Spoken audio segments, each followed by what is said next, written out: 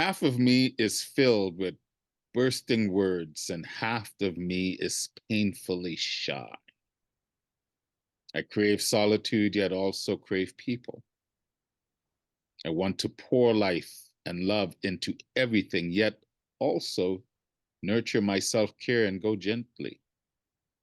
I want to live within the rush of primal, intuitive decisions, yet also wish to sit and contemplate. This is the messiness of life, that we all carry multitudes, so must sit with the shifts. We are complicated creatures, and ultimately, the balance comes from this understanding. Be like water, flowing, flexible, soft, subtly powerful and open, wild and serene. Be able to accept all changes, yet still lead by pull of steady tides. It's more than enough. That is a quote from Victoria Erickson. And this is the International Academy of Ethics Poetic Recital. Welcome, ladies and gentlemen. Welcome, welcome, one and all. Good morning, good evening, good afternoon, good night, wherever the part of the world you are, as we were all talking about before. Here we are in the Zoom world, being connected by technology, and we're all in different parts of the world. Some are starting their day, some are in the mid part of their day, and some are ending their day, but yet here we are under this dome or in this dome that we call Earth. Anyway, how are you guys doing? I hope glad to see you all. Thank you so much for coming out. Thank you for giving us some time on your Sunday and to spend some time with the Academy of Ethics and the Poetic Recital. I hope you're all doing well. I hope you're all in good spirits and good health. For some of us here in the West, it is Mother's Day. So to all mothers, happy Mother's Day. I hope you are well. I hope you are feeling blessed and grateful and loved and all the wonderful things. So, welcome to the recital. This is a show that is highlighting the poetic brilliance that lives within the Academy of Ethics, but also it's a way for the Academy of Ethics to branch out into the world itself, into getting to know other poets and getting other people to understand what the Academy of Ethics is about. So, our show today is very simple. The format is I'll do a little introduction about the Academy. We'll have a welcoming message from the Vice President of the Academy of Ethics. We have our two spotlight poets in attendance that will each have up to 15 minutes to recite, followed by just a brief questions that I ask them just to get to know them better, also in a different way. We also have our guest poets. We have 3 guest poets that have been invited to participate today. Each guest poet will have up to 5 minutes to share their brilliance. And then we will conclude the gathering with a moment of gratitude by Dr. Molly Joseph, and finally a message from our founder, Dr. Janelle. So that's what's in store for you. So we're well into it. So this is a recital that happens every other month. It's a means of celebrating the members and the guests of the International Academy of Ethics. So when you think about what is the Academy, the aim of the Academy is to provide a parallel system of ethical instructions, which is missing from our educational systems. Most institutions aim to provide an education focused on jobs, opportunity, and success in life. However, most miss the humanistic goals, particularly the need to be more the need and the emphasis on the idea of character building, learning the ideas of goodness, honesty, integrity, and the love for humanity. So, in a nutshell, we're trying to uplift what I believe our human consciousness in regards to how we go about our daily lives, how we interact with each other, and trying to be balanced with ourselves so we can then be balanced with other people and our surroundings. It's a noble goal. It was started by Dr. Janelle.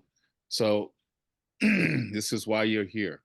We're here today to not just celebrate poetry, but to celebrate our humanity and the versions of our humanity that you see in the screens before you, right? Like I said, we have people from around the world, different cultures, different beliefs that gather to celebrate, not just poetry, but to me, celebrate life and our humanity. Um, so I wouldn't say this is a new platform. It's been around now for over a year, but the ethical culture that we're trying to instill or to reinforce in some places, maybe even introduce, is the belief in our humanists, that we are human, and I do believe at our core we are ethical, we are good at our core, although many people may argue that, but I do believe people at their core are good people. I've got too many examples when I see people always wanting to help others, not all, but the majority of people. So I do believe we do operate a sense of integrity and so forth, and that's what the academy is just trying to promote through education, through poetry, through our daily lives, is to introduce not just systems of education, but ways of thinking, but not just ways of thinking, practical ways to be ethical in all aspects of your life. Be it your student, teacher, administrator, whether you're in the business world, whether you're self-employed, doesn't matter. We all have ethics that we can follow each and every day. It's not something that lives on the wall. It's something that's embedded in us that we invite out. So, having said that, I would like to do a welcoming message from our VP and the other driving force of the Academy of Ethics, Dr. Maja Herman Sekulic. So let me just pull this up, share my screen, and we can enjoy her welcoming message.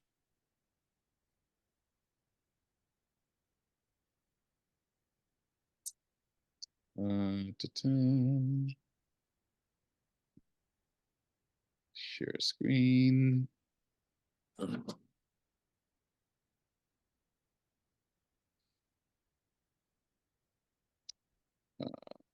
Where's my desktop? Why can't I find my desktop?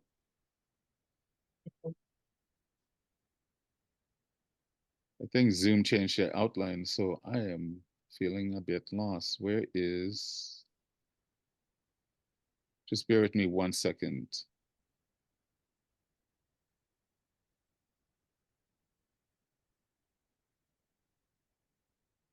I'm not sure why I cannot find my desktop on this.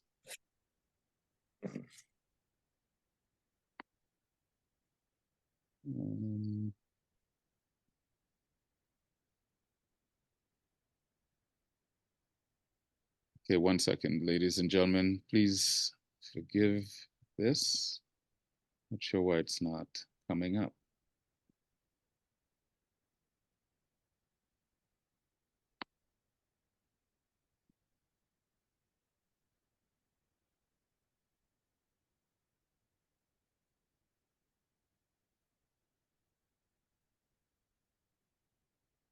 All right, I'll have to figure this out while we continue on because I don't want to keep wasting time. I will play it. I just have to figure it out. So I'll continue on, and then we will we'll take. Actually, while we're in between our features, I'll figure it out, and we will listen to a message from our VP.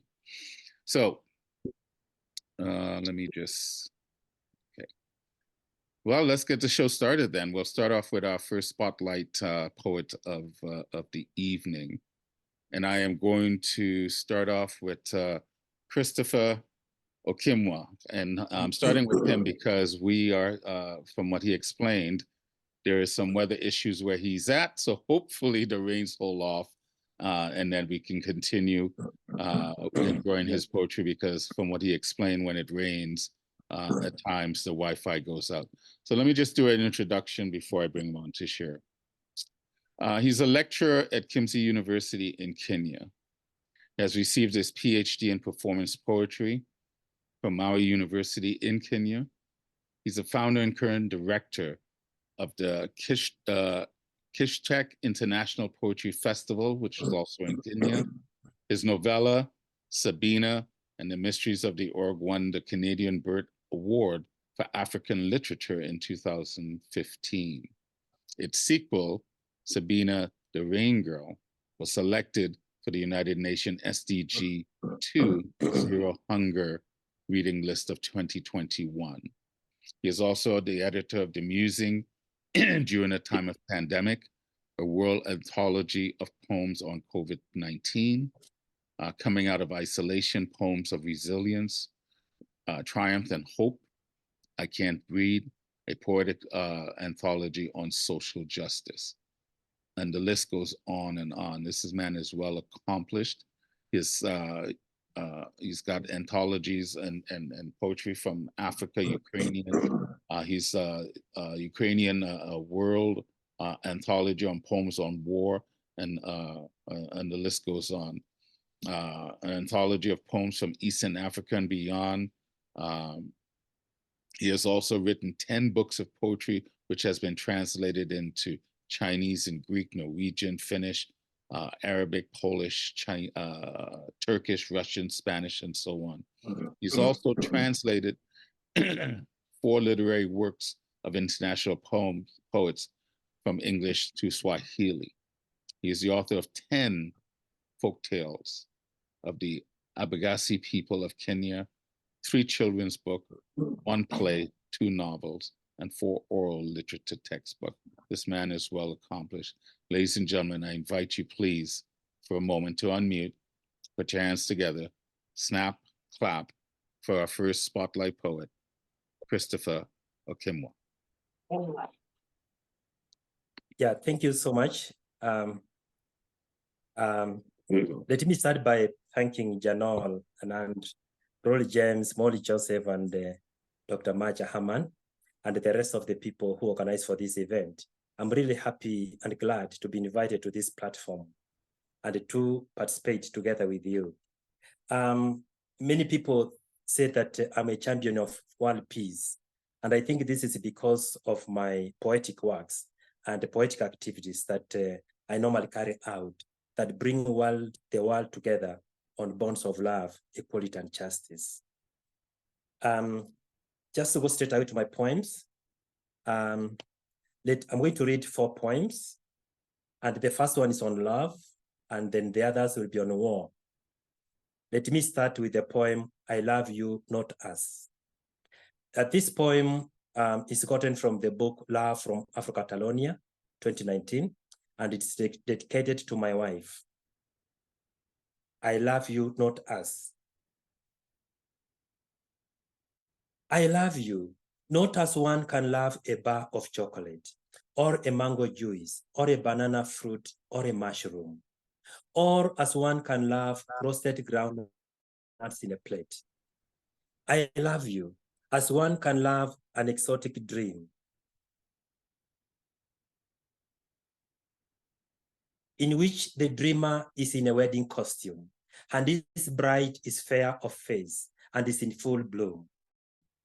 I love you, not as one can love a moonlit sky, or a tall tree, or a blue sea, or a star in the night, or as one can love a grasshopper, a termite, or a butterfly. I love you, as one can love a red ray of sunlight, when the morning, like ripe tomato, bursts in the horizon, and the footsteps of the last night are long gone. I love you, not as one can love a song of a bird in the nest, or the whizzing of a wind, or the buzzing of a bee that flits, or as one can love the whistling of a tree in the forest. I love you, as one can love the sound of ghosts and spirits, who live in the waters of the sea, or dwells in the cemetery, and his heart rising and falling at night in a puzzle of mystery. I love you, not as one can love the aroma of fresh coffee, or the smell of raw soil, or rotten leaves dumped in a pit, or as one can love the fragrance of a rose or a lilac tree. I love you, as one can love the smell of a lover's armpit, the exotic texture and the feel of its bushy hair, the moist and its rivulets of sweat when she's bare. I love you, Not as one can love a genius work of art, or a sight of a magnificent city sprawled in the sun, or as one can love a new pair of shoes, shorts, or shirt. I love you as one can love an old tattered photo in which one is a child playing in a puddle of mud with an aura of innocence, honesty, and godliness. Thank you. That's my first poem.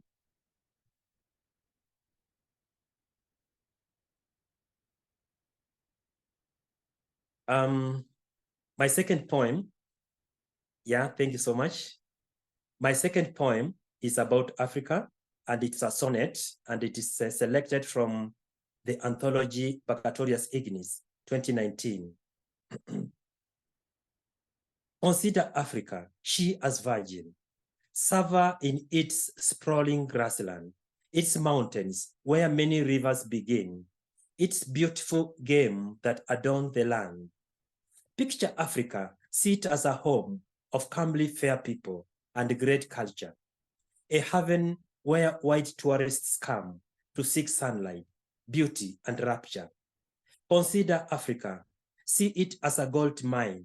Nations scramble over her to have share of its moon and its sun, both that shine, to bring life and beauty everywhere, to make Africa home to all races, to make her a symbol of all faces. Consider Africa, mold it as a pillar that holds up stable the world's nations. It cures continents, a true healer of the universe and all God's creations. Picture Africa as a source of life. Nations scramble over its raw resources.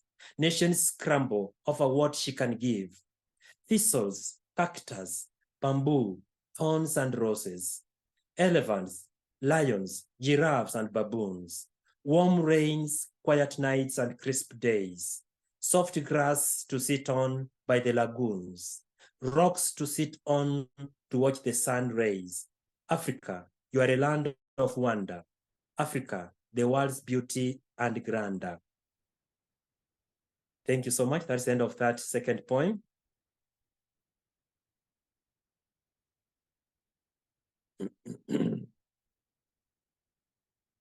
My third poem is called A True Poet.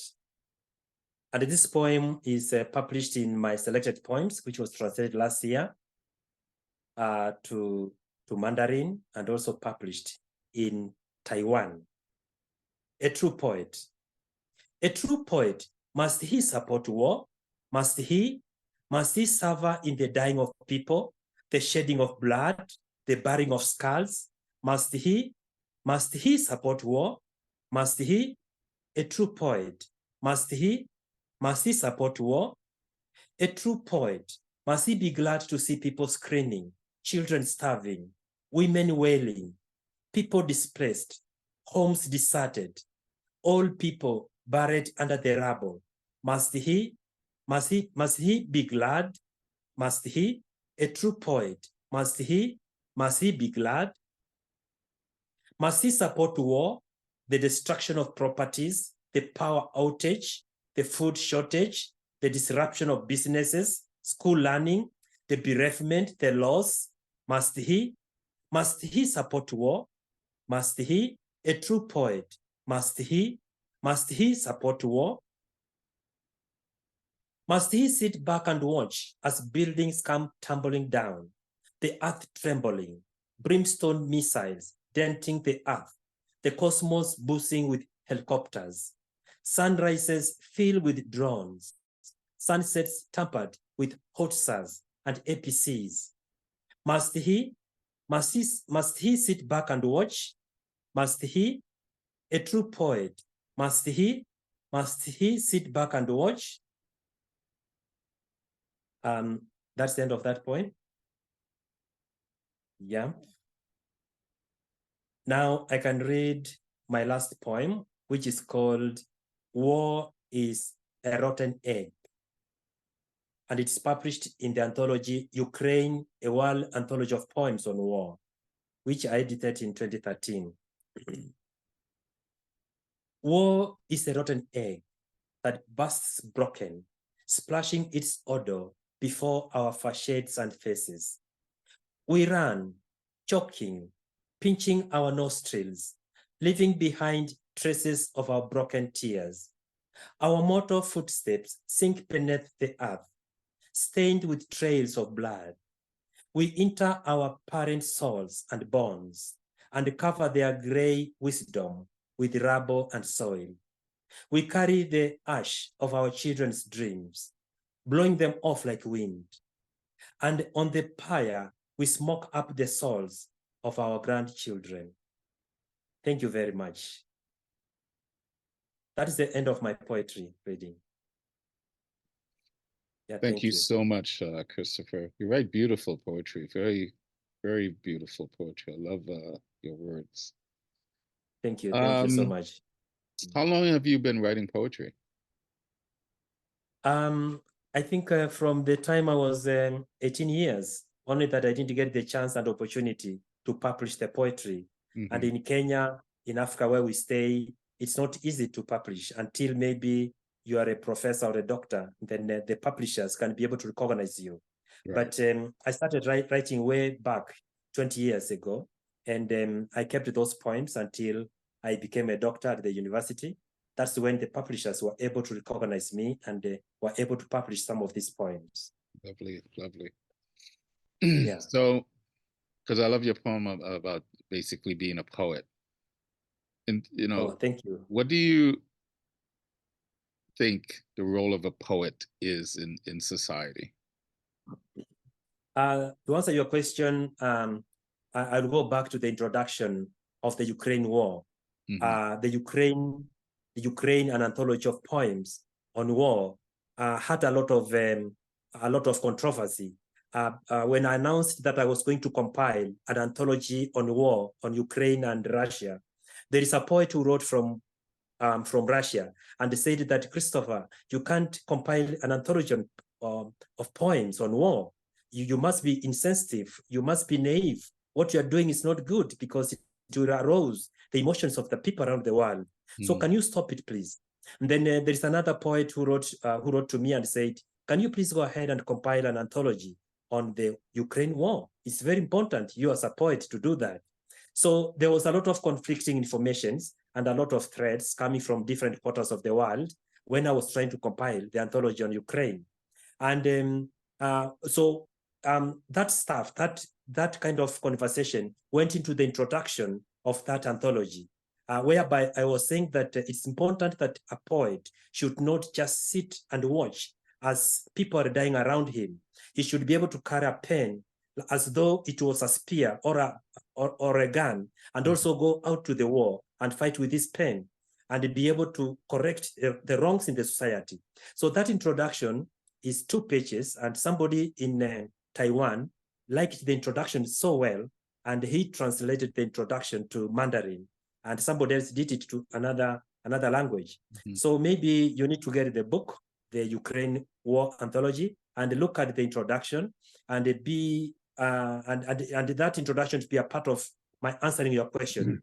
Mm-hmm. What is the role of a poet? A poet cannot be neutral during conflict like what we have between Palestinian and Israel, or Ukraine and Russia. A poet should not just sit there and watch, because he's a part of that society. He's a part of the world. He's a part of the happenings around him. And there's no way he's going to say that he's not a politician, so he should not enter into the war. He should not write about the war. He should not be political. He should not support maybe Russia, or maybe support Ukraine, or maybe support Palestine, or this and that. A poet is a part of that environment where the conflicts are happening, and he really should take part. Mm-hmm. And for him to take part, he should be able to take part in the side of humanity to save human lives.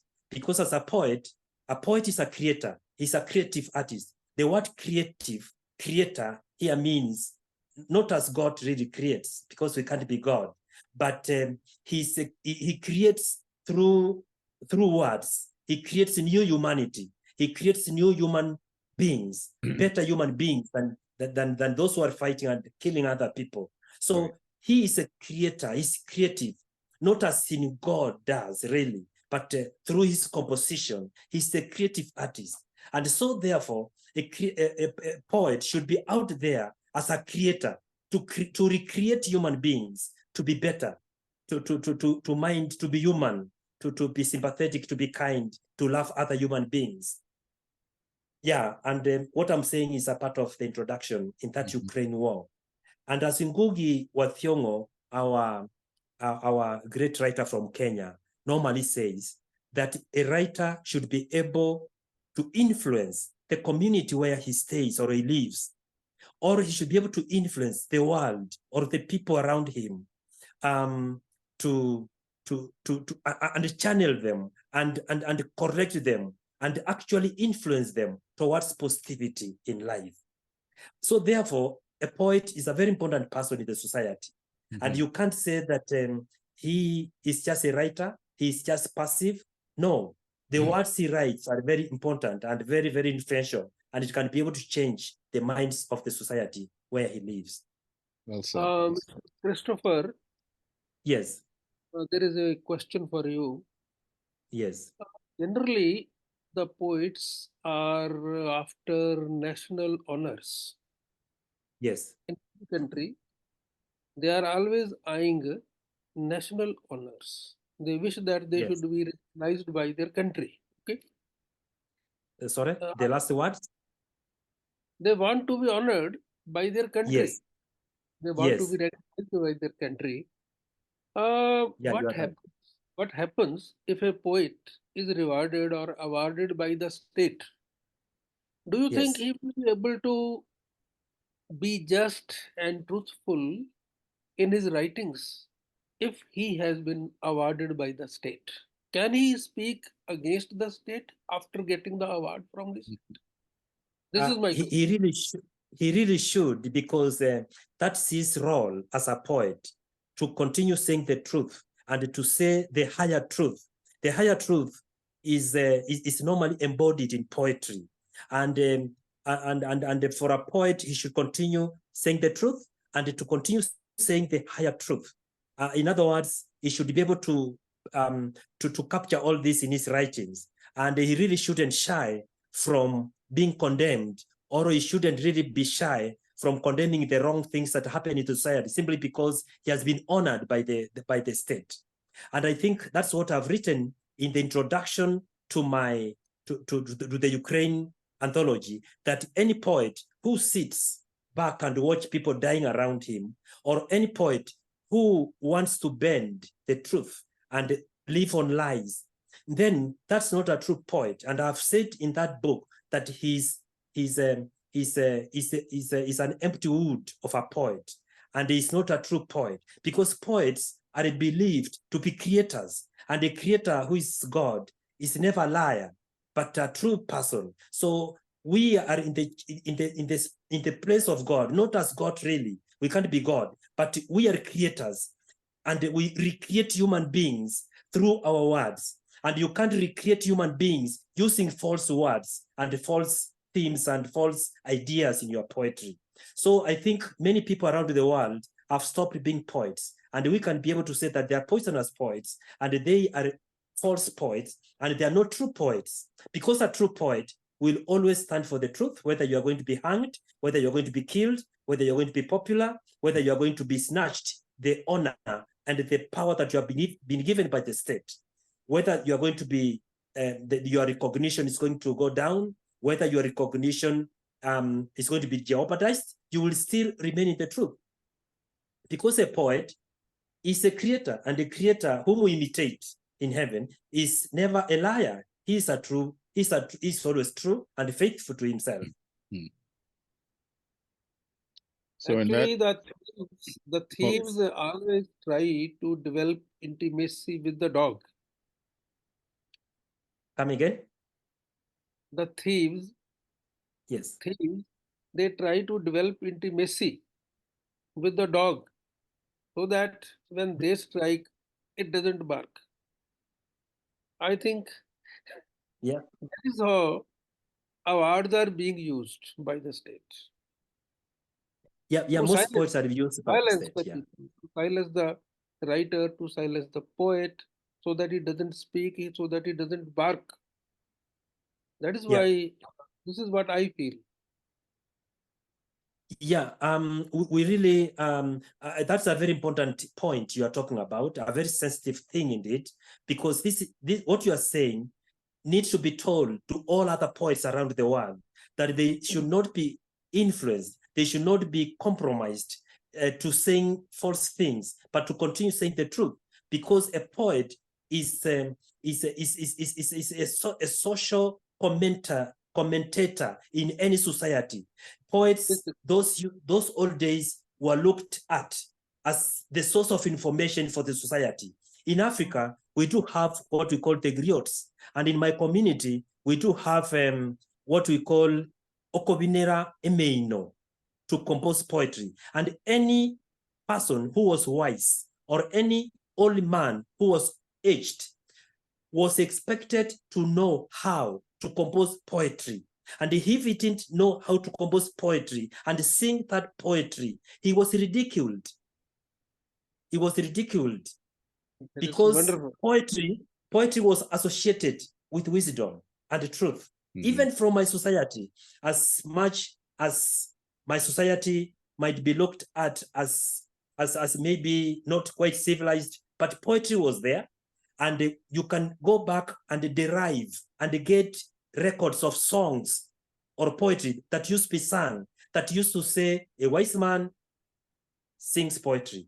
Poetry is for the wise man. And all these. So when you look at all these records of our oral poetry in my community, you are able to tell that the poetry stood for the truth and the truth alone. Very good. Very nice. Yeah, that's true. Well, that kind of ties into. And if you can allow me, the song that used to be sung many years back, it used to go, Mugako tachi may know agendo kwamboka omiranyi. Mugako tachi may know agendo kwamboka omiranyi. Agendo kwamboka omiranyi asangole meino nebitonga. Agendo kwamboka omiranyi asangole meino nebitonga. A wise man who cannot sing a song, let him go to the neighborhood and collect a basket full of poems. So this oral poem from my community used to attach poetry and the truth and the wisdom. All men should be able to know how to sing, and so on and so forth. Thank you so much. Well done. Well said. Thank you so much for that and that question, because the role of a poet is a very interesting one in today's world. And we as poets like to think the world embraces poetry, but it seems like it's embraced within those that understand or write poetry. I'm not sure how much of a reach it has outside of that. In today of television and the internet and social media, you're feeling a push in poetry, but I don't know how much of a widespread it has within just the general population. So, because it seems like from what you're saying, poetry was something that we revered in the older days. It was a form of storytelling. It was a form, not just storytelling, but of being able to capture what you see in life and put it in a way that the masses could consume. So maybe we'll get back to that point. Maybe we need to impose on our media corporations to bring back poetry as something on mainstream. But last thing I want to ask you before we continue on, being that this is the Academy of Ethics, what does ethics mean to you? The truth and being honest and faithful to yourself, and also to the community where you come from, and being a person of integrity, and minding about your brother's keeper. Something that we don't teach at the university, as you said earlier, because we are out for material world. We are out to buy beautiful cars, to get good jobs, and also to show the world that we have married our wives and we have beautiful children and all these. And we are out there to enhance and to really embrace materialism. But the inner core of a human being, the soul itself, nobody minds about it, how the soul, whether it's dark, blue, red, or whatever, whether it's tainted, what we have in us, what we carry, the jealousy, the envy, the self-centeredness, the racism, all this is never taken care of really in our education.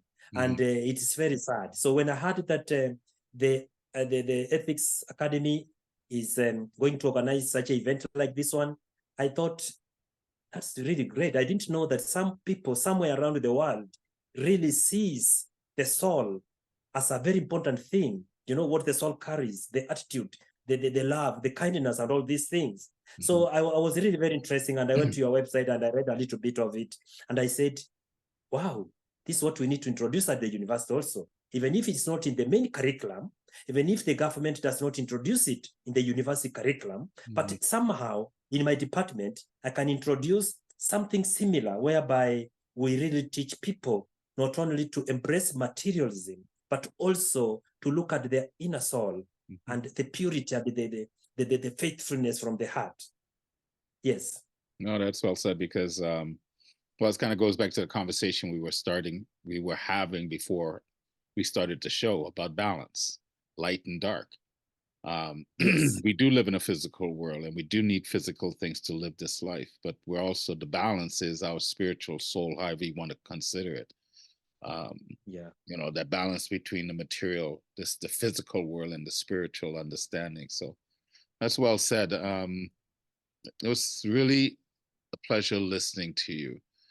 I'm not sure who said this quote, but history shows that where ethics and economics come in conflict, victory always goes with economics. Yeah, I think there's a lot of truth in that. I think we need to remember, I think we've kind of fallen out of balance with regards to just being physical and understand the physical world. And that's a blanket statement. I know many people don't. Many people do try to find balance, but as a collective, and especially in the world today, we do feel a bit lost. But we can talk forever, my friend. You're an interesting person, and I can see why the amount of accolades that you have, and I'm sure the bio that you have doesn't even capture the many things you've accomplished. But I just want to thank you for myself, from the Academy of Ethics, for allowing us to spotlight you and introduce you to voices and to people that may not have heard your voice before. But anyway, ladies and gentlemen, please show your gratitude and show your appreciation for our first spotlight poet, Christopher Okemwa. Well done, sir. Well done. Thank you very much. Thank you. Thank you very much. Very good, Chris. Very good. Thank you. You're a Thank very you for giving me important the voice, my friend. I very much. I will buzz you on my own time. I would love to set up a chat with you and talk more about poetry. Yeah, thank you so much, and so forth, and understand what you're doing now. So, and I invite you all to do the same thing. I know he became a fellow of the Academy. I think was not too long ago, a couple of months ago, maybe at the most. Yeah. So he's still relatively new to the Academy. So if you've not had the opportunity, I know Dr. Molly knows him. But if you have not had the opportunity, please reach out and get to know him. That's one of the beauties of this, is for us to be able to not just come and listen to someone's poetry, but to reach out and connect with other people. You know, add Christopher to your network of people that that you may want to consider doing work with. So I applaud you again. And the rains held, so we didn't lose Wi-Fi, which was good. We got to enjoy your poetry and hear your wisdom. The rain is gone. The rain is gone. I'm happy. Yeah, the rain is gone. Beautiful, beautiful. Yeah, all right, before we go to our next feature, let's try this again. I will try to share screen, and let's do a welcome. Let me remove you from Spotlight first, Christopher. Let's share screen, and let's see if I can get this to work. And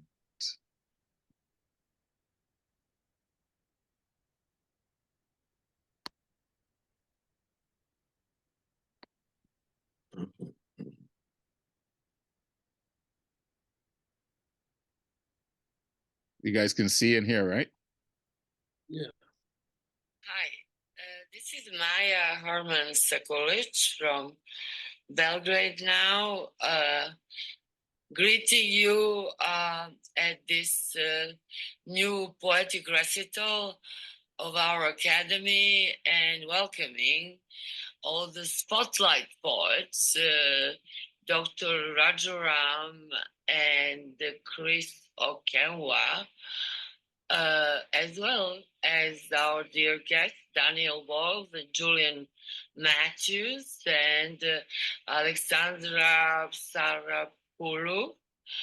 And of course,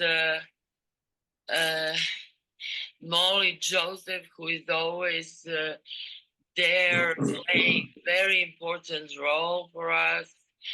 And above all, I want to thank Rawle James for keeping the flame alive of the poetry today. Thank you and enjoy it. Bye. Thank you so much. I appreciate the kind words, but I am just one of the bearers of the flame of the poetic light. We all have our part to play in keeping the light going and pushing forward. And to Chris's message, as poets, I think it's great that we can write poetry about love and our experiences, but I also think as a poet, it is your responsibility. I'll even say the word duty to some degree to speak of what you see, regardless of who likes it or agrees with it, because we all have a different perspective. We all have our own worldview. And not everyone is going to agree with you, but I think writing just because you want people to like you may stifle you writing itself. And I think the key is to be able to write and to share and have the courage to share. That's one of the reasons of this recital. I think it's great because many people that I look in the screen right now are accomplished poets that have been published and published many books. And it's great to be able to read poetry, but I think it's just as important to be able to speak it, to recite it, and to be able to come and listen to it. So in that case, we're all the torchbearers of poetry. So, all right. Well, I figured that out. Let's continue the show with our next spotlight poet. I am going to call Dr. Rajaram to the mic, but before I do so, just a little bit about this man. He is a poet, a professor, and an environmentalist. Well over 30 years of teaching English, currently working with the M.V. Matanan Government Arts College for Women in India. His contributions to academia are just enormous. His area of research is African American poetry and Indian poetry in English. He was a master trainer of the English Language Fellow Program, which was a joint venture between the government of Tamil Nadu and the State Department of Washington, D.C. He has received training from English Language Fellows of the United States and has trained English teachers, I would say, around the world. He was selected under the Study Abroad program of the government in collaboration with the British Council to be an associate in the Center of English Language Education in the University of Nottingham in the UK. His accomplishments, like Christopher, is just tremendous and enormous, I should say. He has published 5 books, including 3 poetry collections, A Regalia Reflections, Mirages and Expeditions. His poems have also been, you can find his poetry actually on allpoetry.com. He is one of the core editorial board, excuse me, for the CLIL to enhance communication skills for UG students. I'm just cherry picking because this man has done so much. He's a core member of the Bini Spectrum voluntary organization, which has planted and has been maintaining over 50,000 trees in his homeland. He is well accomplished, well respected, and he's also a carrier of the torch of the light. I invite to the mic to share his poetry with us, Dr. Rajaram. Hello, everyone present here. So it's an honor to be here, to be part of this International Academy of Ethics program of the Ethical Universe. I would like to thank Dr. General Singh Anand for inviting me over here and making me as a spotlight poet. It has been a nice time sharing my spotlight with Christopher Okemwa, and we have been enlightened so beautifully by Ravi Iam James and Dr. Molly Joseph, who have been very instrumental in making this Academy of Ethics for a long time. And I'm glad that I have with us. We have with us Daniela Boyles and Julian Matthews, Alexandra Parpuru, and Maja Herman Sekulic, who came through our virtual presence, made a virtual presence here.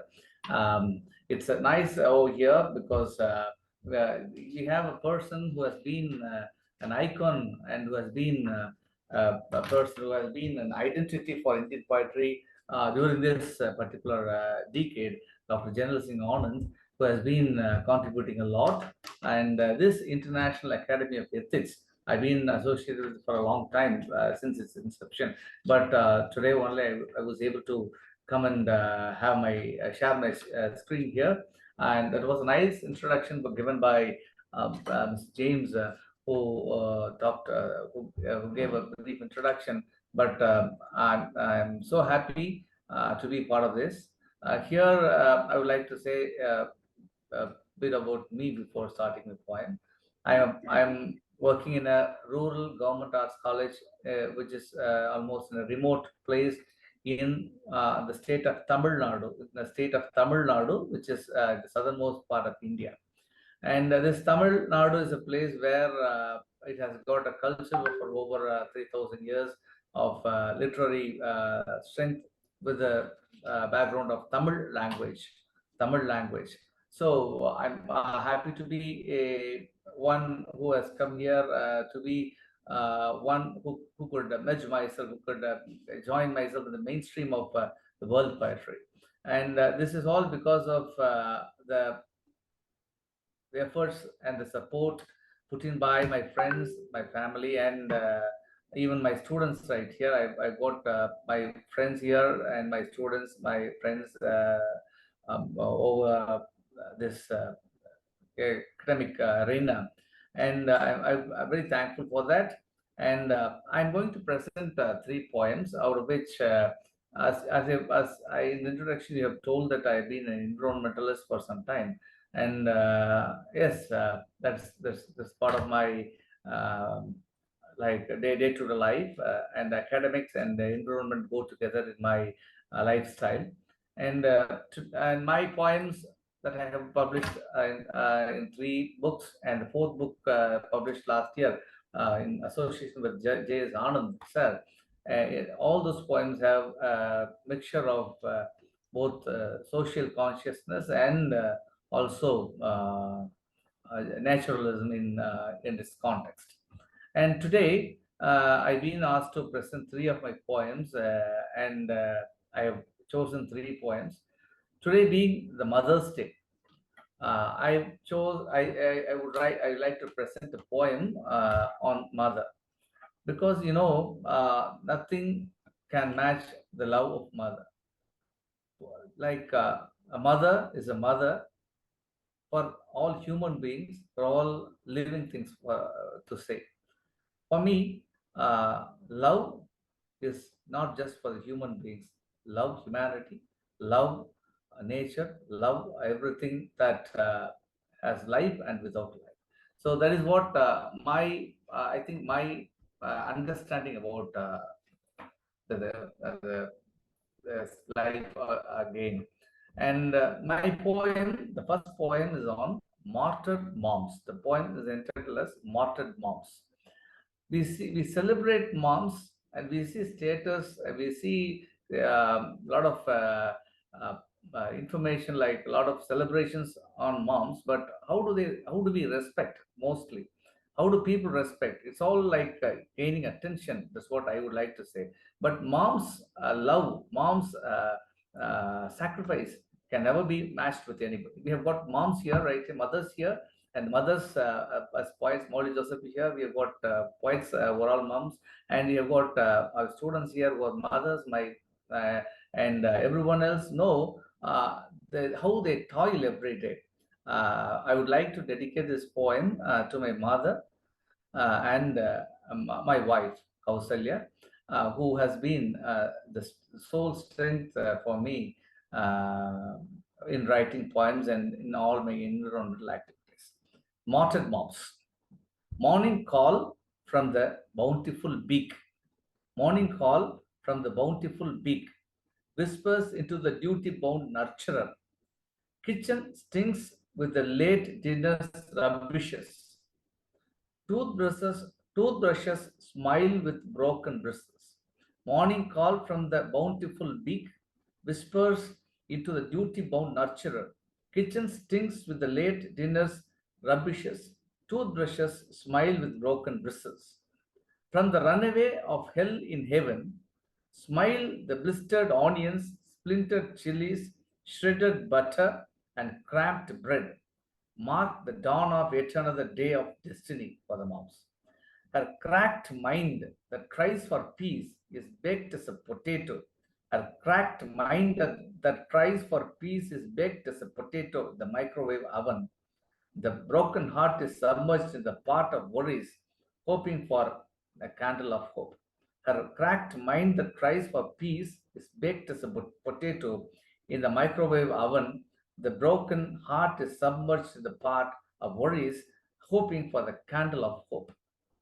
Old age has started to revel in the corners of all the bones and paralyze the movement of the domestic goddess who lives for the love that makes her venture a posture of torture. Old age has started to revel in the corners of all the bones and paralyze the movement of this domestic goddess who lives for the love that makes her venture a posture of torture. Her life is filled with love and pain. Only from her future life would gain. Her life is filled with love and pain. Only from her the future life would gain. This is the poem. So this is how every mother who is celebrated today suffers in the day-to-day life. Like every day, starting from the dawn to the dusk, she sacrifices the time, the energy, and her thought, and she's personification of sacrifice, and that's why I just wanted to present this today, Martyred Moms for you. And the second poem is on a bird called Sembooth, which is commonly found in our part of India.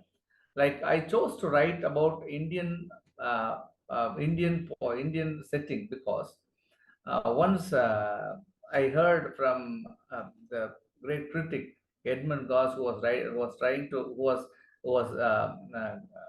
just suggesting to an Indian poet to write on Indianness instead of being talking about the nightingales and the oak trees of England, because it is we, people from Africa and people from India, or people from anywhere in the world, to represent the culture and the lifestyle of the people who they represent. So that is why I've chosen this poem, Simple.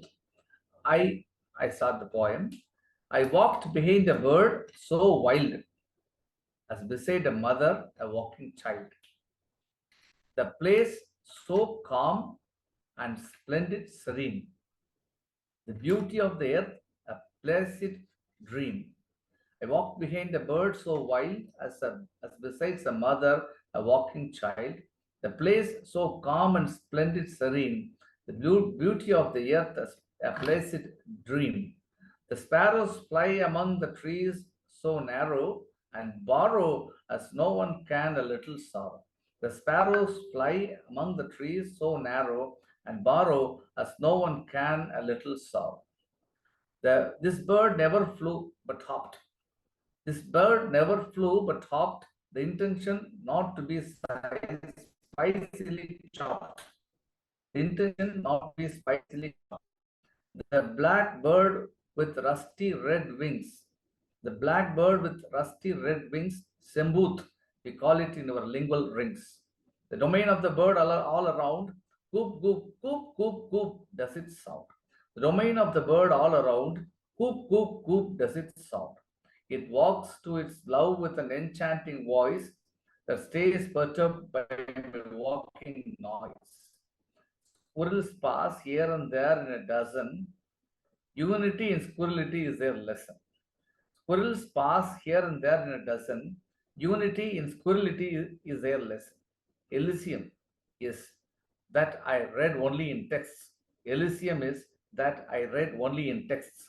But before my eyes, I see at its best. The chips, the brawls, the poops, so good. I heard everything while walking in the mud. The chips, the brawls, and the poops, so good. I heard everything while walking in the mud. The bird in the bush, the animal in the rush, never frightened at each other's push. The bird in the bush, the animal in the rush, never frightened at each other's push. Hindrance started when I was at sight. Hindrance started when I was at sight. A human is an evil for them if I am right. A human is an evil for them if I am right. So this is my second point. So nature is beautiful. When we human beings try to make it beautiful, actually we just are a very big hindrance to their survival. That's what the point represents. And the third one is rural setting that is very common in India. You can see banyan trees in every village and every town, small towns, where there will be commercialization of small petty shops, small shops, small vendors will be sitting there selling their producers and selling their little items they would like to sell to the common folks. And the reason they have banyan trees in every banyan trees and the fig trees, like we call it, it's another called the fig tree, and those trees produce a lot of oxygen. So the culture shows that if you have those two trees, oxygen will be abundant in the villages. So in this, and beside the tree, there will be a lot of commercialization for the poor, for the bourgeois, for the common people. And here is a site, this is a poem that represented the harmonious life that was disturbed by the introduction of religion, and how it was disturbing for a common man like me. So it's a banyan tree. Simply, I would like to talk about a tree which I usually cross when I was as a child. Then I was 12. We moved into a new house, which was the outskirts. Then I was 12. We moved into a new house, which was in the outskirts. On the way to my place stood a banyan tree. Beneath it, a small idol sat idly. Beneath it sat a small idol idly. A lady was sitting near a cot. Candy, roots, and nuts lay on the cot. A lady was sitting near a cot. Candy, roots, and nuts lay on the cot. A widow sitting next eagerly watched a bangle seller's stall. A widow sitting next eagerly watched a bangle seller's stall. There stood a crowd bargaining for unfresh vegetables, the rest in the dress place of the street hawker. Dress place of the street hawker. I had started my graduation. By now, the outskirts had moved further. By now, the outskirts have moved further. I passed through the banyan tree and saw it still more crowded. saw it still more crowded. A few more cars, street hawkers, and so on. One autumn, suddenly some irreligious man, suddenly some irreligious man, suddenly some irreligious men grew politically religious. Politically religious. They decided to build a temple for the idol. They decided to build a temple for the idol. At once, it was said that no one had the right to rest under the tree. At once, it was said that no one had the right to rest under the tree. A temple was built, and the god sat more comfortably. A temple was built, and the god sat more comfortably. That summer, the temple was open for public. Mornings and evenings were crowded. At daytime, the banyan tree looked deserted. At daytime, the banyan tree looked deserted. I am now 25 and just returning home after 5 long years. The place where people seem to relax is now a bus stop, is now a bus station. The place where people seem to relax is now a bus stop. It was noon. People stood restless, so did I. It was noon. People stood restless, so did I. I went into the temple. I went into the temple. Beside the idol, an orphan with hands on head was asleep.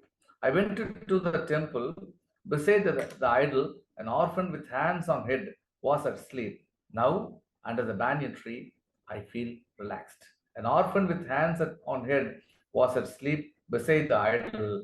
Now, under the banyan tree, I feel relaxed. Thank you, sir. So this is my third point. So thank you so much. Beautiful work, my friend. A balance of embracing our humanity and the importance of remembering nature. I love when you said, whenever we try to perfect nature or beauty in nature, we kind of mess it up. The opposite tends to happen. So, you know, like our first spotlight poet, your list of accomplishments are many. I love the fact that you've done a joint venture, not just, between is it Tamil Nadu, Yes, and the yes, State Department, and the State Department in the U.S. in regards to teaching English. Was that you teaching other professors or academia in your state? Or yes, it's a training program. It's a training program which is called English Language Fellow Program. Right. Actually, we were trained by the English Language Fellows, senior English Language Fellows from the University of Washington, and we had to give the training on student-centered teaching because it was a practice right here that every class would be teacher-centered class. The students would not be able to participate. So we were even training on inculcating student-centered classes. And and myself and my friend Dr. Vasudevan and Dr. Jayasudha, we teamed together and we have trained almost like 400, 500 government college teachers who teach English in Tamil Nadu. Beautiful.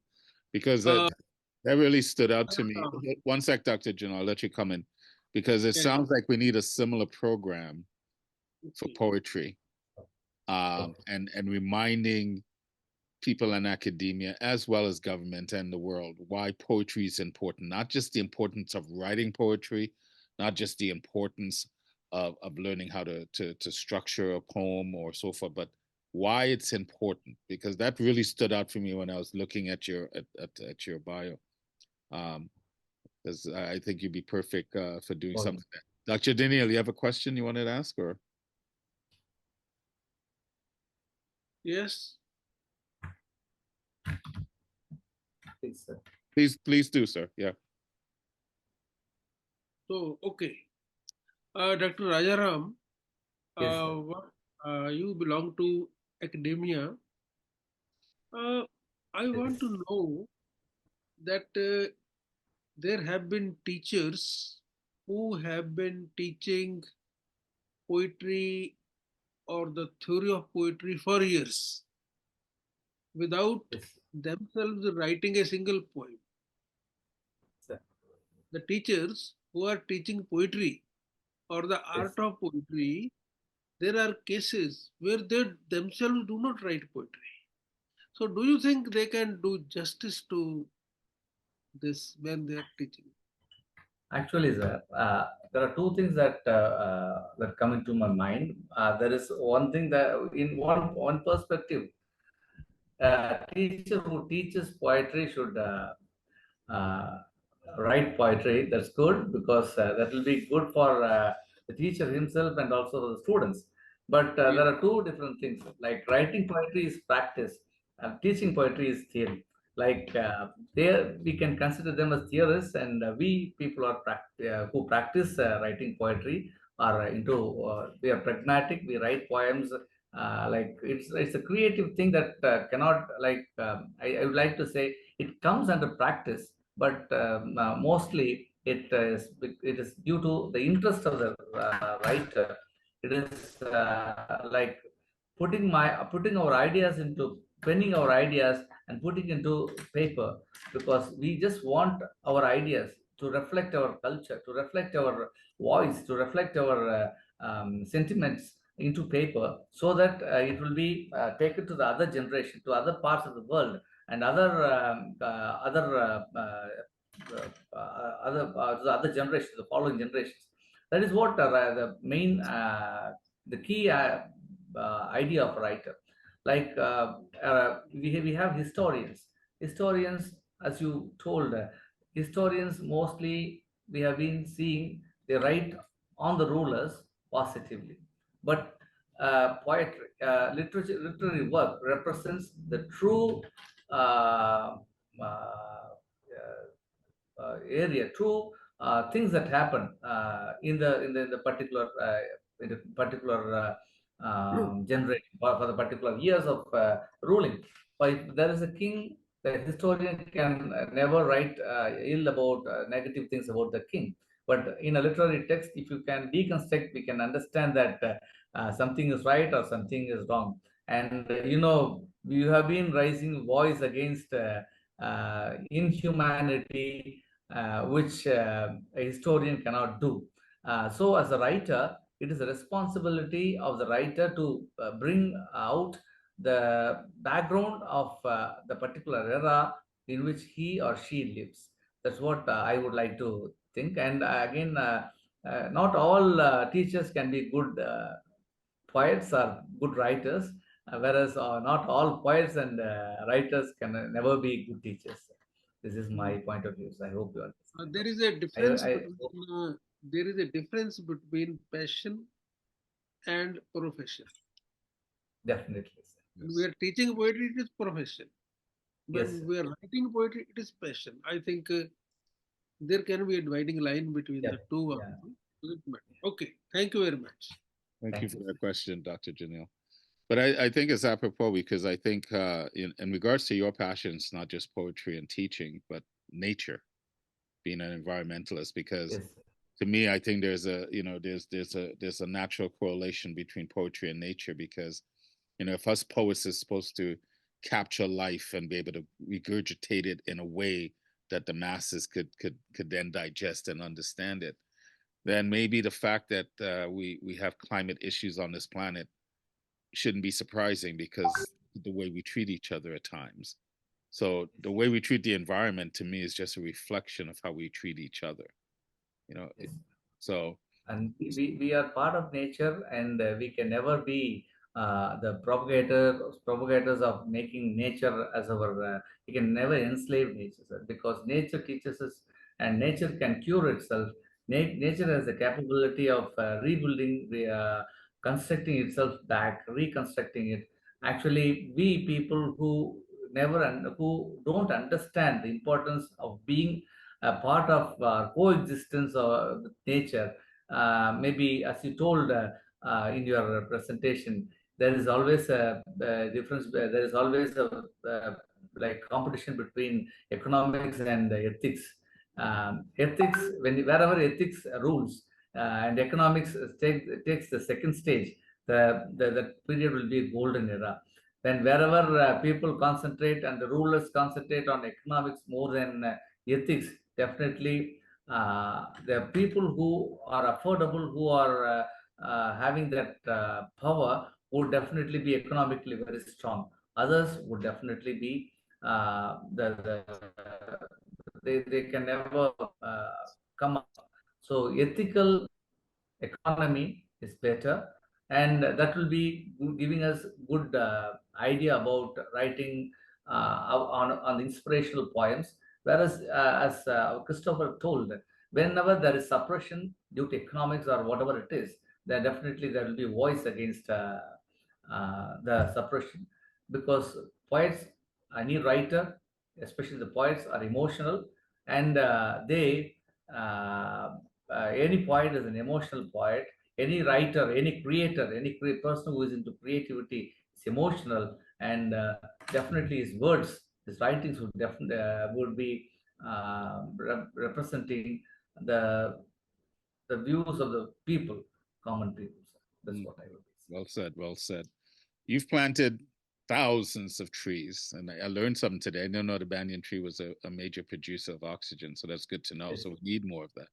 When did you plant your first tree? How did you get into being an environmentalist and planting trees? Yes, actually, it was in my school days when I started I was doing my seventh or eighth class. We had a program, Road in Interact program, where I had been a part of it. I was the group leader. So there was a tree plantation program which I started, and from then every day, every month, every year, I am doing that. And for our information, we had a trust. My dad is a retired professor of economics, and we have a trust. Actually, we don't have any fund. We don't receive any funds. We had a practice of planting 3,650 trees every year. Like even if we don't plant, we just give saplings to those who need them, and it was for going on for around 10 to 12 years. And after that, we had that group which is called Dindimavanam, which started in Dindikal. Dindikal is town, hometown for me, and we there is a group, philanthropists and everyone. It was in way back in 2015. The entire India, especially Tamil Nadu, was suffering under scorching sun, and we were running out of water. So the like-minded people, like all the 10, most of we are 10 people right here. We all gathered together. We started planting trees, and it's a pleasure. We had a good company, and till today we have planted 150,000 trees, and we are maintaining it for the past 8 years.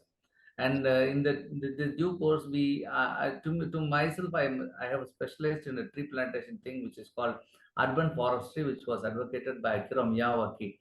That's called Miyawaki type of tree plantation, like planting closely, creating a small oxygen bomb. It can be planted even in the backyard. If you have a 50 or 100 feet, it can be done. And that sort of thing I have specialized with all my like practical experience. And I work in a college where after my entry there, got my transfer and came there. It was the first site we planted. We have established a botanical garden. This is the first of its kind in the entire country in a government arts college for women. We have established a botanical garden with 3,600 trees with 140 species, and it's now a mini forest there actually. And we stay there, and actually it's good for our health. And Dindikal actually is a place where which is we have a lot of leather factories, and the entry we had foul smell because of the tannery effluents. And it was surprising to see that last year, Dindikal, which was under the scanner for its very bad air quality, it was ranked on among top 10 cities in India to be having best air quality. So I think it might be one of the reasons that the plantation of more trees would have purified the air.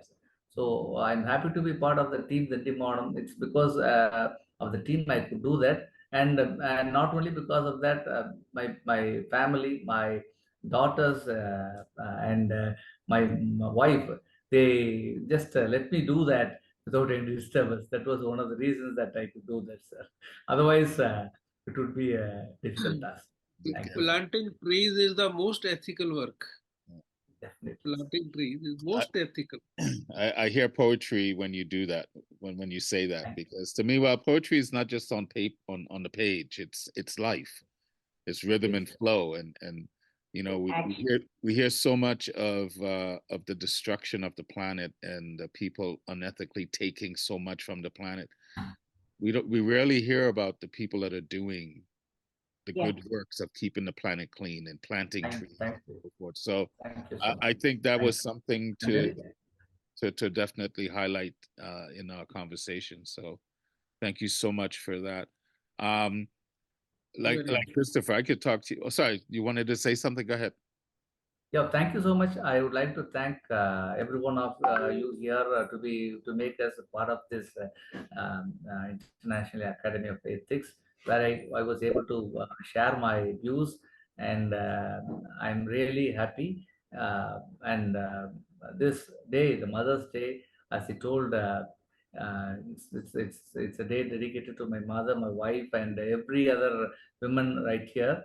It's a really memorable day. Thank you for making this day so memorable for me. Thank you so much, sir. Oh, you're most welcome, my friend. Thank you for being here.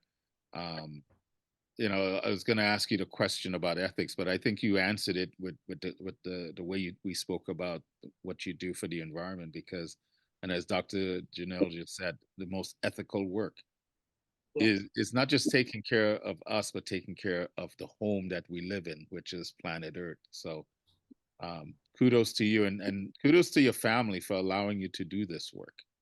Not just allowing you, encouraging you, and supporting you in this endeavor. And I'm sure they're part of it as My well. family is my background, sir. My family is my backbone. Yes. Great work you're doing, Rajaram sir. Great work. Kudos to you. I will invite everyone in there that's present today, and those that will watch this recording at a later date, to please reach out to our two spotlight poets and get to know them. I plan on doing the same. I'd love to talk more. But ladies and gentlemen, I just want you to once again, let's give a big round of applause and a hug of gratitude to Dr. Rajaram for that brilliant recital and then for his insightful words. So thank you so much, my friend. I hope you're still there. You look like you're frozen right now, but I'll remove you and hopefully you'll stay here. We're getting closer to the end of the show. We still have our three spotlight poets to do, but I'm serious. One of the reasons I love doing this is I come in contact with people that I normally wouldn't, and being part of a fellow at the Academy, I've had the opportunity of meeting some amazing people from in academia, and some are becoming friends. So I encourage you to reach out. This is a way for us to expand our network and to expand our reach in getting to know other people of different walks of life in different countries. I think we all do it to some degree, but this is just more another way of doing it. So please doing so. Please leave your comments in the chat so that both Christopher and Dr. Rashidam can read your kind words and what they have to say, because they're both doing amazing work. So having said that, that's the conclusion of the Spotlight Poets, another two brilliant souls that were brought to you by the Academy of Ethics. And like I said, I'm very proud to be a part of that. I would like now to turn to the guest poets. And as tradition in my regular monthly recital, I always ask this woman to lead us out of the spotlight into the guest poet. So I'm going to call my friend from the island of Greece. That's a running joke between Alexandra and I. But Alexandra, the floor is yours to share your brilliance with us. Thank you. I have heard the words of Christopher and Rajaram about the importance of practicing ethics within society, and I, of course, totally agree. Every poet should do that, and I know they do. But I wanted to say that primarily, at least for me, when I'm in the process of writing each poem, it is actually an initiation for me personally. And so I have changed over the years while I am getting inspired and researching and creating these poems. So I think more than anything, we actually change first and foremost. So Well said. this is Flying 16.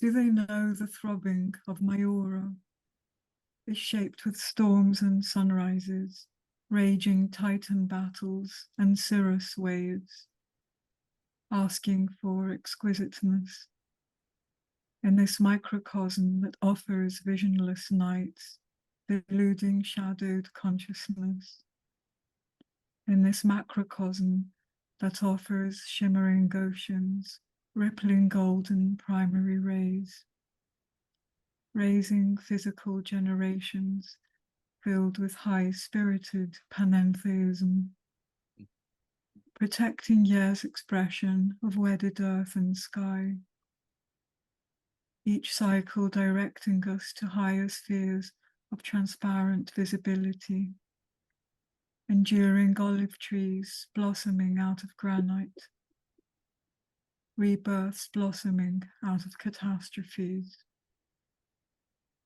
Do they know the pulsation of my well-being is shaped with suffering and prayers, cracked fates and miracles, asking for empowerment in this microcosm that offers sacrifices steeped in bloodied laurels and stigmas, in this macrocosm that offers sanctified healing from etheric vitalizing currents, forming astric generations inside the antecedent Olympian womb, woven by an ancient rotating cosmic nucleus, contracting and dilating, attracting and repulsing, desynthesizing and resynthesizing omnipotent force, authentic cures awakening out of taxing disorders, vigor awakening out of feebleness. Do they know the resonance of my hymns is shaped with chimeras and truths, remodeled longings and wind chimes, asking for harmonization in this microcosm that offers nostalgic harps from lost treasures, in this macrocosm that offers 7-chord lyres tuned with Apollonian notes, reverberating noetic generations led by Orphic pioneers, by sacred sibyls, by Delphic ideals, in a perfect rhythm of dithyrambic solidarity, in a luminous maturation of our superior selves. Supernal melodies spiraling out of clamorous dissension, eudaimonia spiraling out of melancholy. Do they know the euphoria of my triumphs is shaped with steel and devotion, pyrrhic dances and ecstasies, asking for humanization in this microcosm that offers unholy acts of hybris, in this macrocosm that offers honorable acts of praise, progressing numinous generations, sharing lightning sword intuition, bearers of prophecies with earthly duties, initiating merging poetry, science, philosophy, politics into one indivisible prototype of unrivaled integrity. Aureate humans ascending out of rudimentary humans. Golden ages ascending out of barbarity. Do they know at all the pledge of our flights is shaped with chaoses and creations, perishable and imperishable psyche flares, asking for inextinguishable, omniscient eruptions? Thank you. The depth of your work is definitely, as you age gracefully, my friend, the work has become more insightful. Raising generations of pantheism. Yeah. It's not just surreal. It's not surreal. It's not just soothing what you do. It's very thought provoking, very insightful. The invitation. This one, I got the invitation of being balanced in the light and the dark, as we were talking about before. So, well done. You always set a really nice tone and an invitation to be ethical in a different way. One of the reasons that I wanted to invite poets that are not part of the Academy is for potentially you may want to become a member and to find out more about the Academy by listening to what others are doing, because I think we all have an important role to play in becoming more ethical as a people, as a humanity. And I think your work definitely, I feel since I've known you, is reflecting that even more as the day passes in regards to being gentler and being more humane and more open and more inviting in how we live this life. So thank you so much, Alexandra, for always being here and being a support and being a voice of reason and calm. Right. By the way, Pyrrhic dances are Greek war dances, in case, because I use some terminology. A Pyrrhic dance was an ancient Greek war dance, but they still do it now. Yeah, I wrote that down. So I like this when you said that. I can't remember the actor, but raising generations. So well done, well done, well done. Thank you so much. Thank you so much. All right, I'd like to invite to the ethical mic, Julian Matthews, my friend. Welcome to the Academy of Ethics and our recital. For Hi. those of you that don't know this man, or you're in for a treat. Brilliant, one of the world poets that I think everyone should listen to. So the mic is yours, my friend. Hi.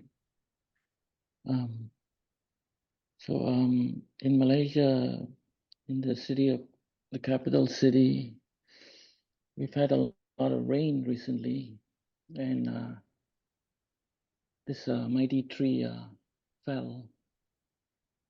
It is in the heart of the city during the height of a traffic jam, and I'm just gonna play this a bit.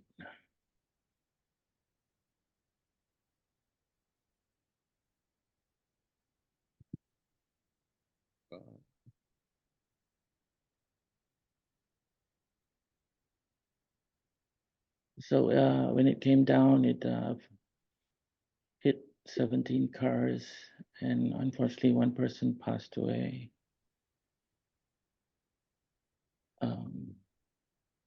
So I wrote a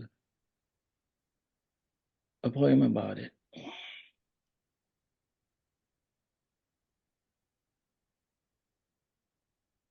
When a tree falls,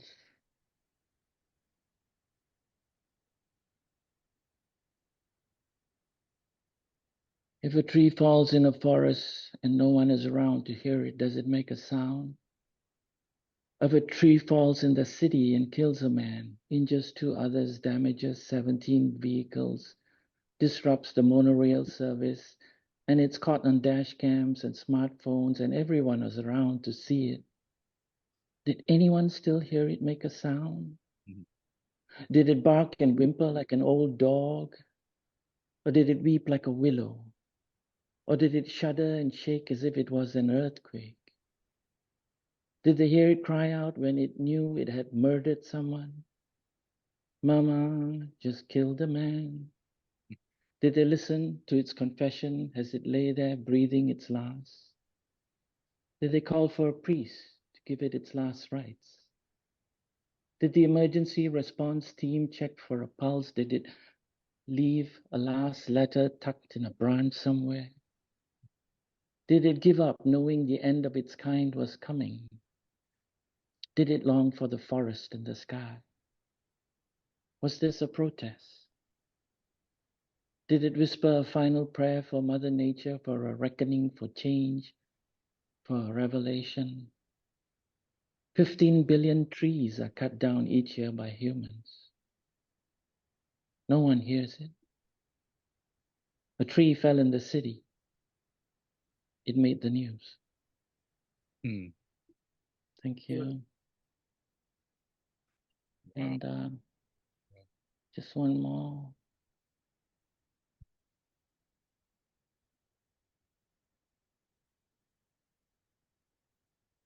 Oh, this is in reaction to Gaza. The air we breathe.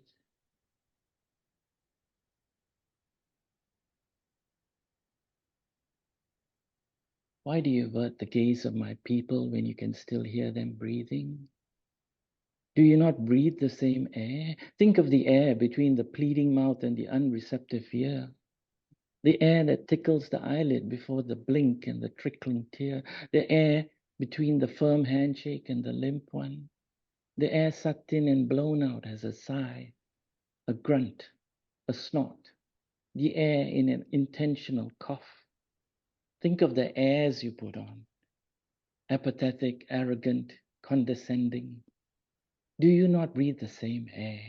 Think of the air swallowed in shallower and shallower breaths just before sleep that never comes. Air now compressed in white-knuckled grips, air cut off in chokeholds of stolen breaths, the air of despair, stagnant, stale, stricken as strife. See the air swirl between foe and friend, the churn of blowback dust on children's faces after the bomb. Air so still in the fallout shelter, do you not breathe the same air? Air once so sweet on that shining hill, air that smelled of olives and jasmine, air fresh, effervescent, life-giving, air that wriggles out from bloodied clasped hands as incense, incantation, air as winged messenger of freedom missives, air that whispers from the universe's unpursed lips to humanity's tone-deaf ear. Cease. Please cease. Thank you.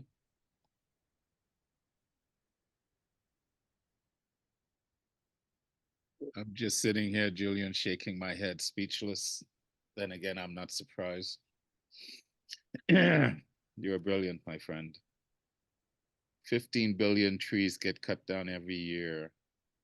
A tree falls in the city and it makes the news. That's just brilliant. Well done. And that last poem kind of ties into that quote. When ethics comes against economics, economics always wins. So, same thing. We put many things before our humanity, and power being one of them. Yeah. I was going to say it's unfortunate what's going on in the Gaza, but then again, it's unfortunate what's going on in Chad and the Sudan and so many parts of the world. And yet we're all breathing the same air. So, like I said, you're a voice, Julian. And, you know, going back to what Christopher was saying, it's important for poets to speak their truth and to shed a light on what's going on from their perspective in a poetic way, and you do it so brilliantly. So thank you, my friend. Thank you for being here, and welcome to the Academy of Ethics. I hope to those that are here that don't know Julian, please reach out to him. Our last guest poet is Danielle Boyes, and she's a ambassador with the Glory Foundation, does a lot of work, children out of Bangladesh and parts of the world teaching English and poetry. But it's not just teaching English and poetry, it's sparking hope, it's fueling hopefully their passion to create a better life, not just for themselves, but the planet that we live on. So Danielle, my friend, welcome. Thank you, my dear. It's lovely to be here among all of you beautiful, amazing, creative, talented beings. You'll have to excuse me. I have a little bit of not necessarily illness going on today, but I'm very congested and I have a little bit of a migraine, so bear with me. As Rawle said, I'm a writer of many things. I am a consciousness writer. I use my writing for healing, ignition, and world peace, to bring balance and healing. So, I try to write with an ethical pen also. This world we live in, it is a dual-sided toss of a one-sided coin, but how it lands is in your perspective. Is there two sides to see? Indeed, but it is foolish to think that this is the only way to go. Do they know the importance of ethical consciousness? The life force that flows carrying out the wave. Away it pulses into the heartbeat of the world, the coin of fate, a predestined ascension peak, this path that was already paved, seeming new, but already previewed. A goal missed and misconceived is that you can easily slip into a space of unethical lack of grace, dancing with the shadows in between. Remember that one-sided coin and the true cause, the bringing consciousness, ethics to see, a balance for all of the toss of delightful. Did they know that they all had to see? Was the one-sided unearthed mystery, the lighter side of the good, is that it was always known it would. Topped out and be the lighter side of good, it seems unethical to think this way.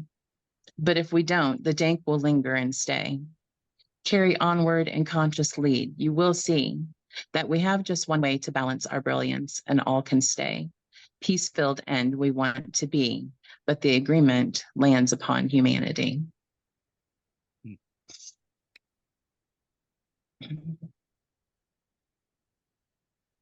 And my other one is on a little bit of a lighter side. I tend to teeter between the light and the dark. That's where we play.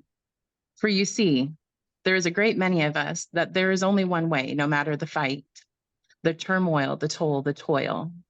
It is a path to a higher, a light and love that is messy and destructive despite the cause. A slain slaughter of various versions of ourselves that didn't consist of these precious traits. Each one taken down along the way as we found our way. Love and light the higher, but required a scene of so many yous before finding the true you. She is an all-encompassing sea view crashing the shore and a drowning of all those that came before. Watching them drift out to the beyond, leaving the one that sang the higher self song. The pathway to truth, the pathway to you, fresh and clean. She is the one. She is the rising of the sun. She is almost through the finding of you. A blinding sun on the shore that has risen and risen so many times before. But this one comes to last and surpassing all the risings of the past. A holding of consciousness and energetic space. This is where the pace of slaughter slows its pace. And the appreciation of how far you can see out to sea can be seen. And in taking of the breeze to relax and hold the frequency that you are, my dear. Never fear, the waves crashing to you have seen you through, a human God, a precious myth, an unearthen and heavenly gift.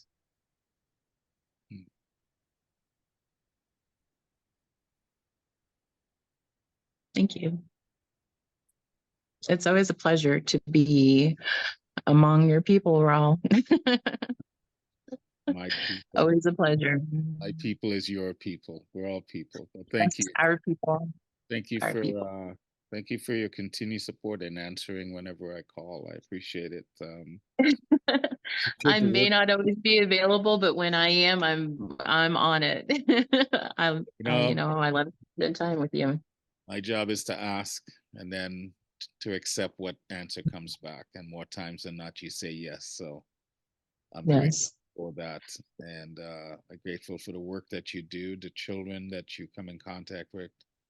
I'm very fortunate to have someone like you that cares enough to dedicate and donate your time with them to help them for them to reach their goals and hopefully live a better life. It's important.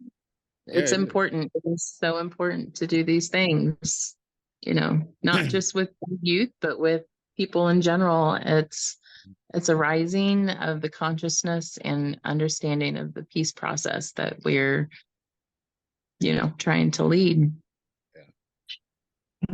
Well, if it takes a village, and let us be a village that is truly uplifting of not just our youth, but of each other.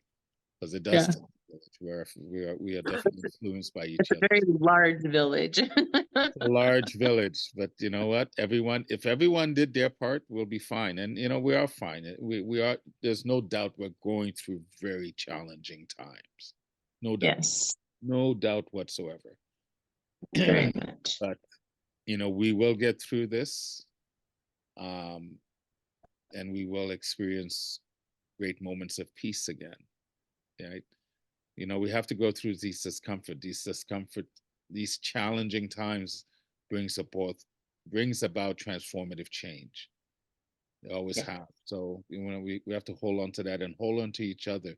And I think that's been one of the consistent themes today is like, starting out from even in before the show started.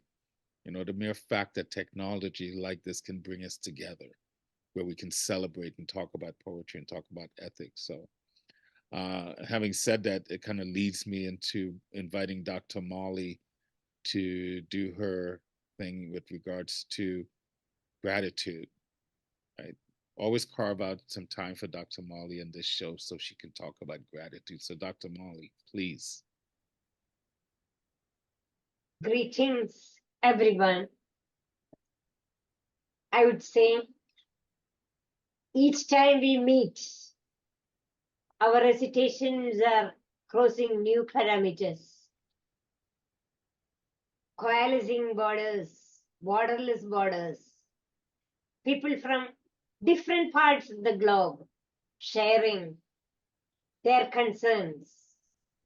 They're negotiating the world through their own ethical mooring. I would say this is one of the scintillating reciting sessions we have had, because it is so soulful with the right people speaking on what is to be done, how to relate yourself to this world of confusion, because as we all know, we are on the verge of a precipice. We can hear the drifting sands falling from the top.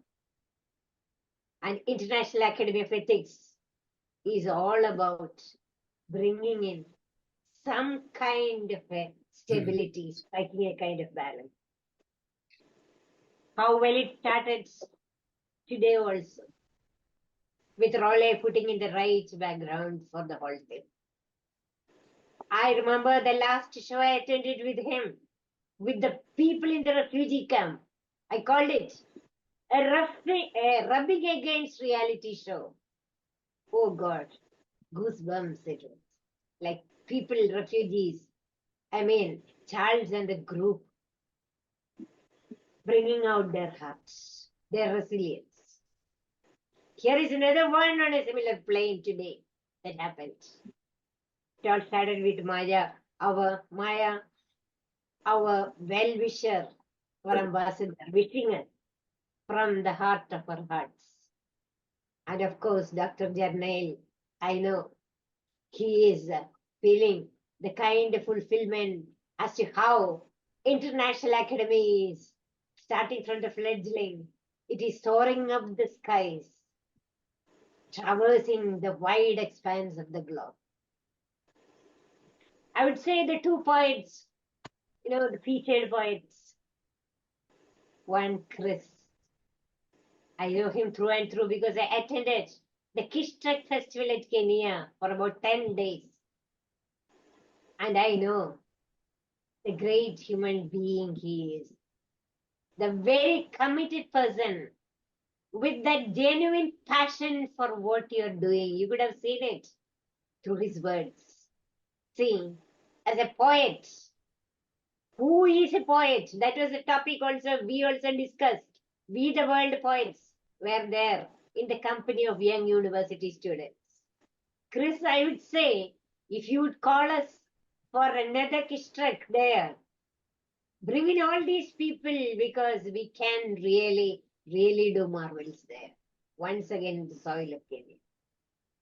And when you talked about Africa, it was like me meeting the priest in Africa, going to that Masai Mara, and then the plants and animals and all that. You brought a host of such memories flooding into the man, the primitive elemental man, talking about what is vital for them. That was the one artist, I mean, the one great writer who made clear his scriptings on the world to us. Then there follows Dr. Rajaram. Oh, sir, hats off to you. It's easy to talk, but how difficult it is to translate into action. You're showing it through your actions. We can write, we can speak, preach and preach. But when it comes to practical things, we just stagger back, lag behind. And the courage of conviction that these two featured poets related, both of them. One, his positivity that you can do something, whatever happens, be it the dark cloud. We are drawing out the silver lining from it. We are keen on it. These two featured poets actually brought tears to my eyes because, sometimes life goes so hard with everything. I mean, when you look at nature, Dr. Janel would say she is a poet of nature. Dr. Molly's poetry, yes, nature. When it happens, when Julian said something like, the falling down of a tree. For a moment, I was shocked because my children are there now in Malaysia, Kuala Lumpur, the very place. They say is full of rains. What about the people? But Julian was looking at it from the other side also. What does God the tree to say? Did it have that message? Why did it fall?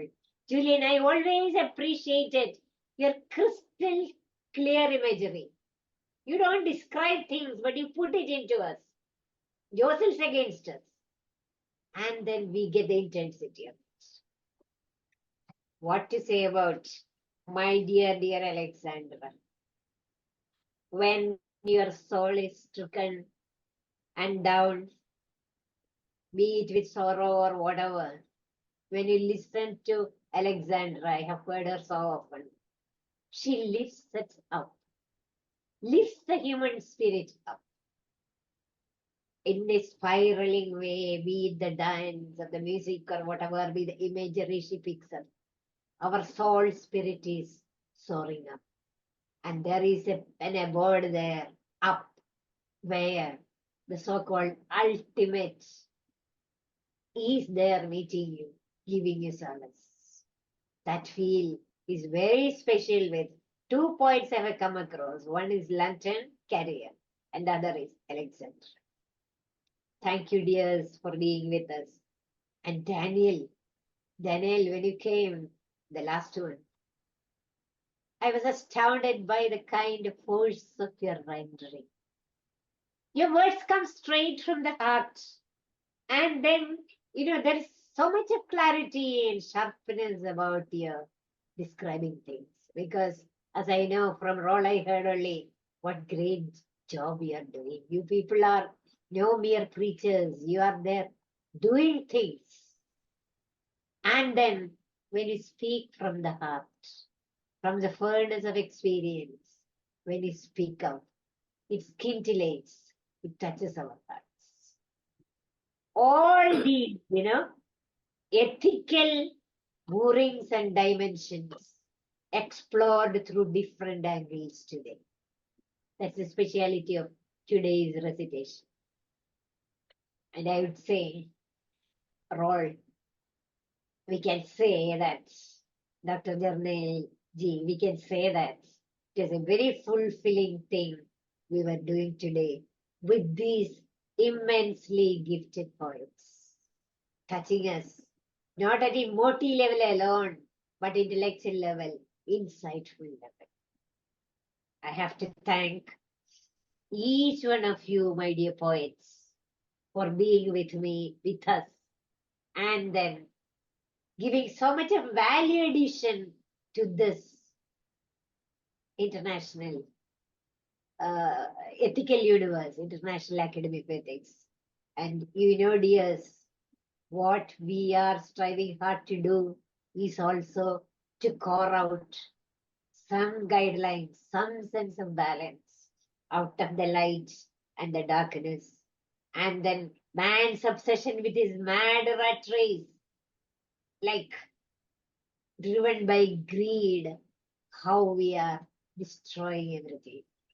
Dr. Jarnail, the poet philosopher, is always there as a beacon light, recognized world over for his insights. And the necessity with which, you believe whatever your short life, whether honor is there, award is there, whatever, you're not bothered. Your life mission is to enlighten the world. Be it like, for example, for me, I feel I'm just like a firefly flicker only through my light. That's what we are meant to be, supposed to be. So it was great having you all with us. And I know any number of good listeners are there. My friend never fails me. Yesterday only I gave through mail. Diane doesn't have an FB. Diane, who does so much on the practical side with the less privileged and unfortunate. She's always with us, soulfully in all our ethical needs. And so many others have also joined us. Thank you, everyone, from the bottom of our heart. I hope we had a very fulfilling poetic recital. Thank you. Thank you so much, Dr. Molly. Thank you for what you do and the work you're doing through your literary output into the world, through your books and your poetry and the speaking engagements. You know, ethics is not just something we talk, it is a practice. And speaking of that, I know it's the last speaker, but it's the most poignant one because I'd like to invite the founder of the Academy of Ethics, the driver of what the Academy is trying to do with regards to not bringing back, reminding the world the importance of ethics and using ethics as a means to balance life. Dr. Janil, please share your wisdom with us, sir.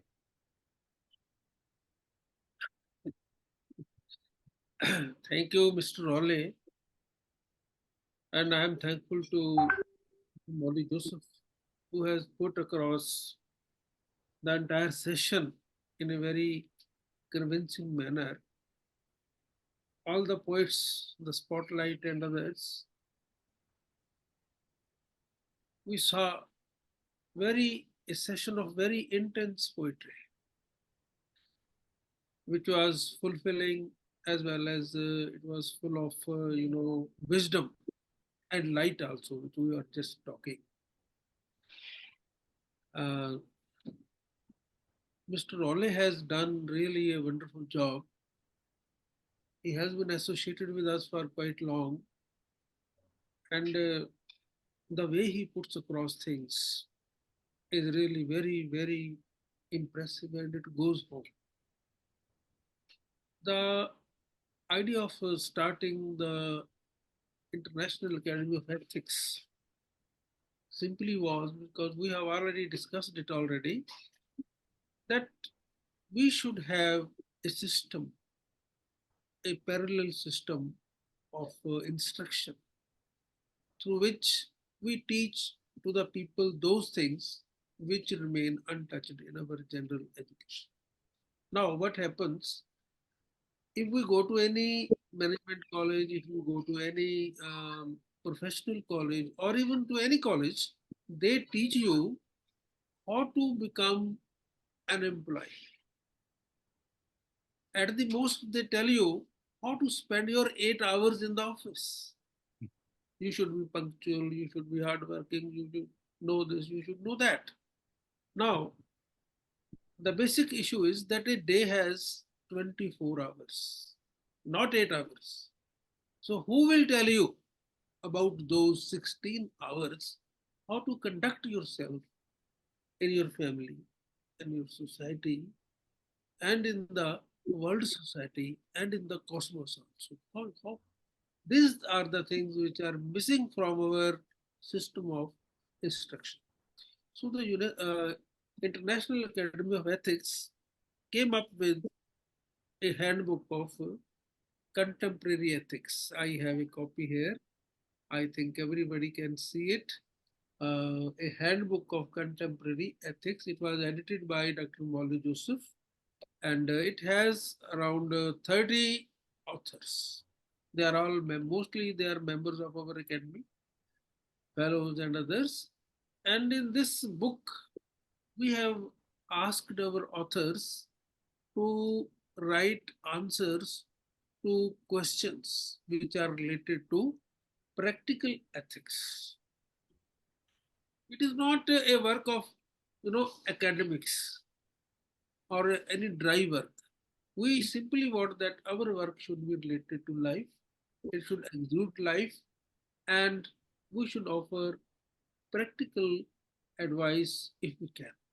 So, in this wide spectrum of our work, we are, we have been taking baby steps because it was established last year, and we have organized many panel discussions. The Today, when we were talking to Christopher and Dr. M. Rajaram, I was thinking that the issues still need to be discussed in detail, and surely we will have a panel discussion on these issues. And we also wish that those poets who are associated in this program, they, in their own sphere of work, we wish that the idea of ethics spreads. This is our basic idea and basic wish. So, for being a part of this very constructive work, we are reconstructing this society, and we wish that everybody should be happy. Happiness is the ultimate thing that we want, and we do everything for it. But the thing is that things are going wrong. I hope with your efforts, with your involvement, and with the involvement of those people who we shall call further, this idea will get wings and spread to farthest corners of the globe. So, as president of this academy, I am thankful to all of you. Dr. Maja, she welcomed all of you, and Dr. Molly, Dr. Rawle James, and all the poets who were here. I once again put on record my deepest thanks. Thank you very much. Thank you, sir. Thank you, Dr. Janil. Thank you. I will make sure when I post the video to include the link, not just to the academy, but where people can access the new book, Contemporary Ethics. Even this book is available on Amazon. Yeah. But I'll keep reminding people because I'm fortunate that you guys asked me to contribute to it and it was accepted. So look, it's very simple. Ethics, right and wrong. We all know what's right. We all know what's wrong. And we can get philosophical about many things. Yeah. But like Dr. Janil said, it's something that I believe needs to be brought back into our institutions. I think there was a time when we did teach ethics. We taught the importance of civics. And not in all institutions, but in many of them, it's kind of moved away. They've forgotten about it. In business, I spent years in the business world. That's why that quote, makes a lot of sense to me, because from my experience, every time ethics came up against money, power, ethics always lost. And here we had we had a spotlight poet who is committed not just to poetry, but planting trees, taking care of the environment. And then we had another poet who did a poem on the falling of a tree. and reminding us that 15 billion trees are cut down every year. That doesn't make the news, and yet one tree falls in a city and it makes the news. Very interesting, the world that we live in. And Christopher, thank you for the reminder that we are the original storytellers. Poetry does have a place in the ivory tower of academia, but it started in the grounds of poverty with the people, telling stories. And that's what we are. We're storytellers. You praise me for what I do, and same with Dr. Maja. No, I'm just a servant to our humanity. I just do my part in trying to uplift our consciousness like we all do. That's what drives me. Because we all walk this world. There's not another planet. We don't all individually live on a planet. We live on one planet. Just like there are not different races on this planet, there is one race. It's called a human race. It's made up of many different flavors. Thank God we're made up of many different flavors, but we're one race that breathes the same air, that all come from woman, and death will visit us one day. I thank you for the opportunity to be a part of the Academy. I thank you for the opportunity of spotlighting poetry and poets. It is our job, I believe, to go out and remind the people that poetry came from the people. It wasn't something thrusted upon them. It came from the people. And it's our job to remind the people of the importance and the power of poetry, because it lies within us. This is why it's important to write it, but it's also important to recite it, to speak it, to share it, in however we choose to do so. I thank you once again for supporting the Academy, supporting this recital. When I post a video, please go and visit it, leave some comments, invite your friends, those in the Academy, those outside of the Academy. I'm not looking to gain popularity. I'm just trying to spread a message that we are human. We are human. That should mean something. And it's time for us to remember that. It's time for us to truly be civilized and intelligent and be human. We came from poverty. We came from adverse experiences, all of us. But now we live in a time, through technology, we can make life better and greater, not just for some, for many, for all. We just have to have the will to do so. I'll leave on that note. Thank you so much for spending some of your Sunday with us. Christopher, brother, thank you so much. Doctor. Rajaram, really enjoyed listening to you. I'm going to reach out to both of you. I'd love to have a personal conversation with both of you. To all of you, there were a number of poets that had to leave, supporters. We had a fairly good showing, and a number of people had to leave, and the show is just over 2 hours, because we did start at 15 minutes past the hour. So, but I will post this up soon. The next show will probably be sometime in July, so stay tuned for that. And keep doing your good works. Keep doing your good works. Bye-bye. Be gentle with yourself so you can be gentle with someone else. Love you. Thank you, Rawle, for this marvelous meet. Thank Yes. you. Thank you, everyone.